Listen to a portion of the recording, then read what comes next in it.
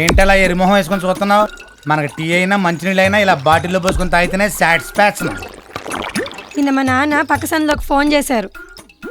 పక్కింట్లో ఫోన్కి ఏమైంది? వాళ్ళు పిలవడం మానేశారు. విషయం ఏం చెప్పు. తినడానికి ఎలాగో మేము పంపిస్తున్నాం, కనీసం ఉండడానికన్నా మీరు చూసుకోకపోతే ఎలా అని తిట్టిపోశారు. ఉండడానికి మా నాన్న ఇచ్చిన కొంప ఉంది కదే. కొంపుంది కానీ దానికి కరెంట్ లేదు. బిల్లు కట్టలేదని నిన్న ఫ్యూజ్ బీక్ వెళ్ళిపోయారు. పిల్లమ్మండ చదువుకోవడానికి రాత్రి ఇంట్లో దీపం కూడా లేదు. నువ్వు ఉండగా కరెంట్ ఎందుకే?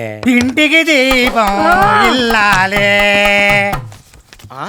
ఒరే ఆసు జాకి ఏం చేస్తున్నారా? ట్రాక్టర్ మేడ కడుతున్నాం. ఆహా, నా వారసులు అనిపించేశారా. నేను పేకలో డబ్బులు సంపాదించి మేళ కడదాం అనుకున్నాను, మీరు ఏకంగా పేకతోనే మేళ కట్టేస్తున్నారు. శాబాస్రా. స్కూల్కి వెళ్లకుండా ఆటలు ఎందుకు ఆడుతున్నారో అడగండి. ఎరా స్కూల్కి ఎందుకు వెళ్ళదు? ఫీజు కట్టలేదని పంపించేశారు. ఏమే ఫీజు ఎందుకు కట్టలేదా? డబ్బులు లేక. మీ బాబుని అడగచ్చు కదా.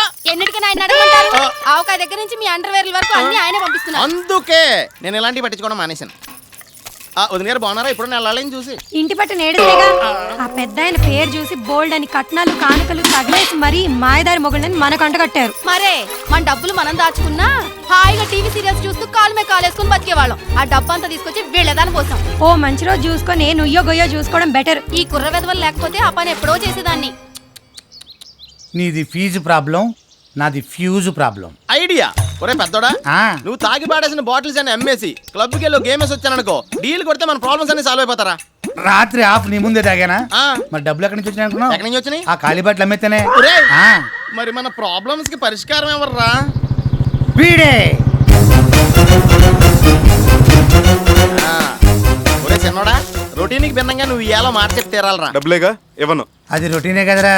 ఒరే ఫీజు కట్టలేదని ఆసుగాని జాకి గాని స్కూల్ నుంచి పంపించారా? ఒరే కరెంట్ బిల్ కట్టలేదని ఫీజు బీకేశారా? ఒక ఆఫీస్తే అదే వెయ్యిస్తే ఇవ్వనని చెప్తున్నానుగా. ఒరే ఒరే ఇవ్వనని చెప్పకరా, నీకంటే పెద్దోళ్ళం, కనీసం లేవని చెప్పు, గౌరవం ఉంటుంది మాకు.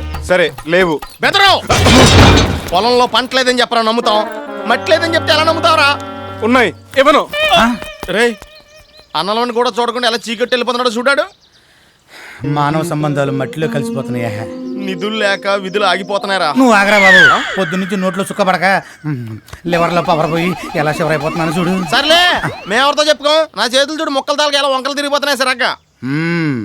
అప్పుడప్పుడు ఇలా తమ్ముళ్ళు ట్రబులింగ్ ఇస్తారనే ఆల్టర్నేటింగ్ గా భావనలు కూడా ఇస్తాడా భగవంతుడు. బావగాడా ఇస్తాడా? ఏంటి ఇచ్చేది? నువ్వు చెప్పు అందులో.